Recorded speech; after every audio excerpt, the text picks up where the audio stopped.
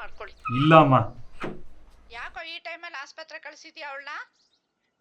ಇಲ್ಲಮ್ಮ, ಇವತ್ತು ಸ್ಕ್ಯಾನಿಂಗ್ ಇತ್ತು ಅಷ್ಟೇ. ಅದಕ್ಕೆ ಹೋಗಿದ್ದಾಳೆ. ಅವಳು ಮ್ಯಾನೇಜ್ ಮಾಡ್ಕೋತಾಳೆ ಬಿಡು. ಅಯ್ಯೋ ನಿನ್ ತಲೆ, ನೀನು ಹಾಸ್ಪಿಟ್ಲ್ಗೆ ಹೋಗಿದ್ರೆ ಯಾವ ಮಗು ಅಂತ ತಿಳ್ಕೊಬೋದಾಗಿತ್ತಲ್ಲ. ಅಮ್ಮ, ನಾನು ಹೋದ್ರೆ ನನಗೇನು ಗೊತ್ತಾಗುತ್ತೆ? ಅವಳೇ ಡಾಕ್ಟರ್ ಅಲ್ವಾ, ಅವಳಿಗೆಲ್ಲ ಗೊತ್ತಾಗತ್ತೆ ಬಿಡು. ನೀನು ಯೋಚನೆ ಮಾಡಬೇಡಮ್ಮ, ನಾನೆಲ್ಲ ಕೇಳಿ ಹೇಳ್ತೀನಿ. ನೋಡ್ ಪ್ರೇಷಿ, ಈಗಲೇ ಹೇಳ್ತಾ ಇದ್ದೀನಿ, ಫಸ್ಟು ಗಂಡ್ಮಗು ಮಾಡ್ಕೊಳ್ಳಿ. ಯಾಕೆಂದ್ರೆ ಬೇಜಾನ್ ಆಸ್ತಿ ಇದೆ, ಅವೆಲ್ಲ ನಿಮ್ಗೆ ಸೇರುತ್ತೆ. ಈ ಕಾಲದಲ್ಲಿ ಎಷ್ಟು ಒದ್ದಾಡ್ತೀರಾ ಹೇಳು ನೀವು? ಯಾಕೆ ಯೋಚನೆ ಮಾಡ್ತೀಯಾ? ರಿಸ್ಕ್ ಬೇಡ. ಮಾ, ಯಾಕಮ್ಮ ಹಂಗೆ ಆಡ್ತೀಯ?